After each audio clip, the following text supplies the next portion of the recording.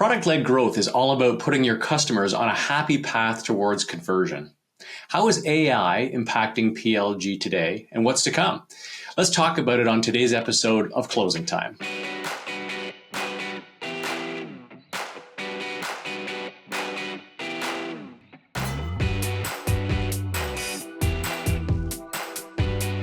Thanks for tuning in to Closing Time, the show for go-to-market leaders. I'm Geoff Coutts, SVP of Sales and Customer Operations at Unbounce and Insightly. Today, I'm joined by Dave Boyce, Executive Chair and EVP of Product at Winning by Design. Dave, welcome to the show. Geoff, I'm super excited. It's a great day to be here. Let's do this. All right, that sounds good. Hey, Dave, where are you joining us from today? Where's home for you? I am in the mountains of Utah. That sounds great. I'm jealous. Maybe just before we get going, can you tell us a little bit about Winning by Design and your role as head of product there? Yeah, sure. So Winning by Design, some of your listeners may be familiar, is a go-to-market research and advisory firm. We do a lot of work with go-to-market leaders. So, the listeners here on things like product-led growth, AI-led growth, human-led growth. How do you design those motions? How do you architect those motions? And then how do you train to the skills and competencies required to execute within those motions? Awesome. It's extremely topical. And I'm really excited to talk about this today because it's the world that we live in today. For example, in our SaaS company, we have both sales and product-led growth, and it's important that we nail both of them. Right. And with the onslaught of AI and the possibilities it brings, it's a pretty exciting place to start. So maybe I'll start here. We've had a few guests on the podcast talking about AI and how it's impacting sales-led growth. Our conversations today is about product-led growth and how AI can facilitate that too. Let's maybe start by defining PLG. We kind of assume everybody knows what it is, but just in layman's terms, how would you describe what PLG is? Yeah, there's lots of definitions out there, Geoff. Maybe I'll surface a couple. One is that product usage is the source of pipeline. Usually it's the other way around. We start with pipeline and then we convert it and then we start having the usage of the product. But in PLG, we flip it. The product gets used first. That creates pipeline. We turn that into monetization. So that's one way of thinking about it. We just flip those two things. But in the process, because product is at the beginning, we're actually delaboring the go-to-market process. Like there's no human on the seller side assisting the customer for getting her hands on the product, starting to achieve first impact, starting to use it and achieve first impact. That all happens with no labor at all. So we've delabored that pipeline process. Got it. That's a nice, clean definition to have in the back of our minds. So without labor, we can still move forward. Okay, so given that, what would you say makes a product a prime candidate for a PLG type motion versus sales-led? Yeah, it is way easier if the product is simple to understand, because I don't have a human there explaining it, to the customer. So if I'm the customer, I got to understand it easy. I've got to be able to solve my problem on my own without assistance. So it's easier if there's a single player mode, meaning I don't have to get two of my colleagues or all of my department or all of my company to adapt it. I can actually get value by myself, simple to understand. And usually a low price helps, at least a low entry price, because then we can go all the way to conversion to paid without having to have a human. Eventually I'll get to a Teams or a Pro or a Teams or an Enterprise version, and that might be more expensive. But if I can just get started easily, a product that can be slimmed down to a single use case, single person, easy conversion is the easiest. All right, I love it. That's nice and clean as well. So the motion often starts with an investigation and a self-serve motion, and you probably get into trial. So this is where it gets fun, I think. Let's say I'm in a self-guided demo today of a product. What does AI look like within that experience? Yeah. So, in PLG, we talked about there's no one in the room helping the customer. And in PLG, the product has had to take all of that on its own. So like you're talking about a demo, the demo would have to be kind of self-evident and self-running. Well, what happens if I now have access to, I don't have access to people, but what if I have access to AI? Then during the demo, it can be a guided demo. Like I could actually have an AI persona, an agent or an avatar who's guiding me through this. I could have a conversation with her as I go through. I can ask her questions as I go through. So you can imagine now a more complex product being navigable without human assistance because I have AI assistance.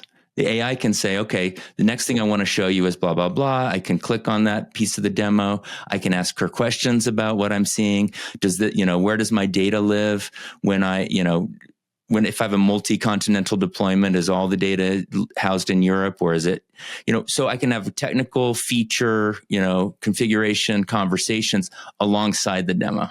This is very cool to think about because, the traditional demo is either a video recording or a human, right? Right. And so now we have got essentially what starts in my mind as a video recording, and then you can interrupt it and ask it contextually relevant questions and change the trajectory, I think, of how the demo goes, if I'm hearing you correctly. Yeah, you can't ask a video question. You can't ask a self-service click-through demo question. You're going to log all these questions, then you got to schedule it, schedule conversation. And the cool thing, Geoff, is also I can ask stupid questions, which is also good because I don't always want to schedule a 30-minute call to ask a few stupid questions. Yeah, and you won't get embarrassed by that.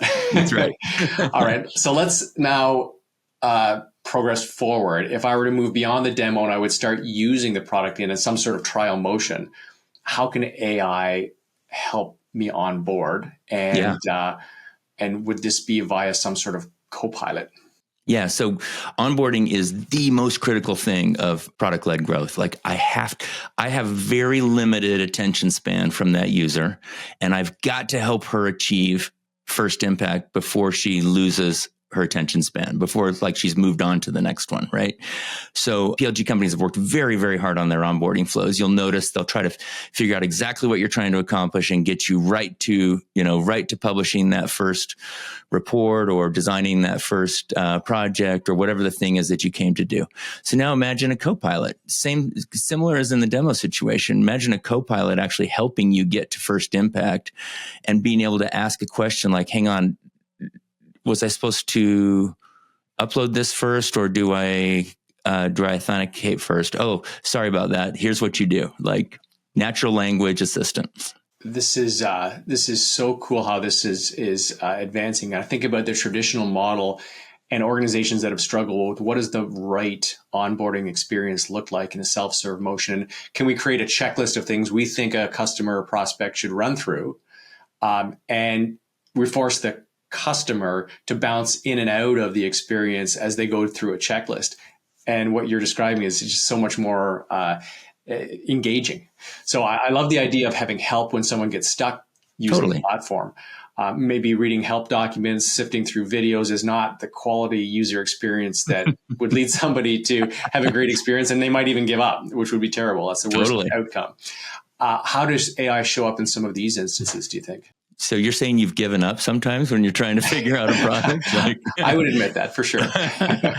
I mean, I think it's a terrible experience to kind of go try to read help documents or go into the help site. Like I literally will, this will show you how old I am. I alt tab over to another window and go to ChatGPT, and ChatGPT usually helps me more figure out how to use a feature of a product I'm using than the product helps me itself.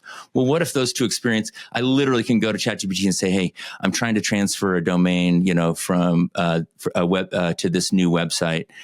I was doing this the other day with GoDaddy. GoDaddy's super hard to understand. Shouldn't be. It's supposed to be self-service, but it's hard for me. But ChatGPT said, oh, step 1, step 2, step 3. Okay, good. I can do that. So now if I kind of pull that assistant into the product itself, I don't have to leave, and I can just keep making progress within the product. I love it. It's just becoming so powerful, all in one experience. Okay, so let's fast forward. Let's say that we've reached the point of a conversion now. You've been through the demo, you've been through the self-serve onboarding motion. This is where the user is making a decision on what and how to purchase. Yeah. When you're at that stage, how can AI show up here to effectively help close the deal? So now we're getting into sacred territory, right? Because like you said, your company uses product-led growth and sales-led growth. A lot of us do, right? And so like, hey, these are my accounts. I'm the salesperson. These are my accounts. You can have those accounts over there. Oh, wait, one of those proved to be really lucrative. Okay, then it's my account. Like we have a lot of debates over territory and whatever. So I'm not going to comment on that at all. But the ideal is that the customer gets to choose. The customer gets to decide, when do I want to talk to a human? When do I want to talk to a robot? When do I just want to get my hands on the product? And then this scenario you're talking about, I've had my hands on the product. I've achieved first impact. And now I'm like, I think it's time to go to the next tier. Does that mean that I got to schedule a call with a human and she's got to book me into the silver, gold, or platinum package? Hopefully not. Hopefully I can self-serve my way into it. But as well as I do, a lot of those packages are confusing. Like the pricing page and the features, they're super confusing. So same thing as in the demo. I got some questions. Maybe I just talk to somebody, and it could be a robot and help me understand, like I'm trying to accomplish the following. Does that mean I need gold or platinum? Oh, actually you could do gold there as long as you're not going to go over a certain amount of storage or a certain amount of, just make sure you save your project. Okay. Thank you so much. And now I know what to do and I have confidence to move forward. I love the idea of giving the customer that choice that you described. So now it's what's the best experience for them? Let them choose on their own, and we can react to that one way or the other. I also like the idea of, if you think about the whole go-to-market motion, it includes all of the pre-sales stuff we're talking about, the actual conversion, but it also includes some post-sales things as well, right? After they've committed, what does that experience look like on an ongoing customer relationship standpoint? Are they hitting a usage ceiling or what have you? But how do you see AI helping them post the sale? Yeah.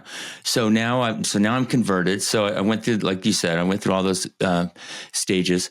It's again just an assistant. We're delaboring this entire process. We're pulling the necessity of a human out. So it could be training, it could be configuration, it could be upgrading, it could be spooling up a new instance, it could be accessing a new feature, introducing a new feature that maybe is brand new. And all of that can be smoothed over by giving me a very natural kind of human-like interface to somebody who can guide me. Winning by Design just published a whole report on AI on the right, what we call the right side of the bow tie. Everything post sale. And so we've looked at all the agents, all the guides, all the, and all the available AI right now. And I'll tell you, Geoff, it's not very mature. So you've seen some AI agents that are like sales development reps that can qualify and schedule a demo. There's not as much on the right-hand side of the bow tie.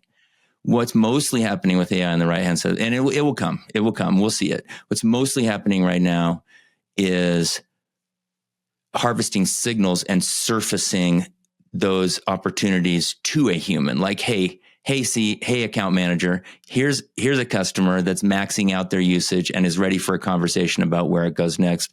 Now that AM knows to call that customer and they start to engage. But I don't think that's going to be that way forever. I think we're going to have kind of AI engagement at those critical moments also. Yeah, right. So Dave, you're a product expert. That's your role as EVP of product. When I think about everything you're describing, I think a lot of this really comes down to, first of all, you've got to have a great product, but fundamentally you've got to build in this capability into the product at each stage you've talked about here today, at the introduction stage, the demo stage, the onboarding and trial stage, the CS motion stage. So, when you think about that, how do product leaders need to think about this, and what do they need to do to be able to take advantage of what's available today? Yeah. So, when I think about Unbounce, there's a self-service happy path through the whole thing. I can discover it. I can create an account. I can activate myself. I can start using it. I can reach first impact. I can do all that without any human assistance. That's what I call the self-service happy path. And it already exists for Unbounce. Amazing. Okay. But does it exist for your product? And if it doesn't, if I literally cannot proceed to the next step without somebody helping me from the software side, then I don't have a self-service happy path. So I got to get that first. And that means I got to get simple monetization in place. I got to get simple onboarding and configuration in place. And after that, and it doesn't have to be perfect, it just has to exist. After that, I can start to layer in AI. because the imperfections can be glossed over. We used to gloss over, we still do gloss over imperfections with humans. Oh, I'm your onboarding consultant. Let's schedule a call. Let me train you on how to do blah, blah, blah. I'm your CSM. Let me show you the various features and blah, blah, blah. Well, what if AI could do that? AI can only do that if I have a self-service happy path. So the first thing I want to do is make sure that a customer could theoretically make it from beginning to end on her own. Got it.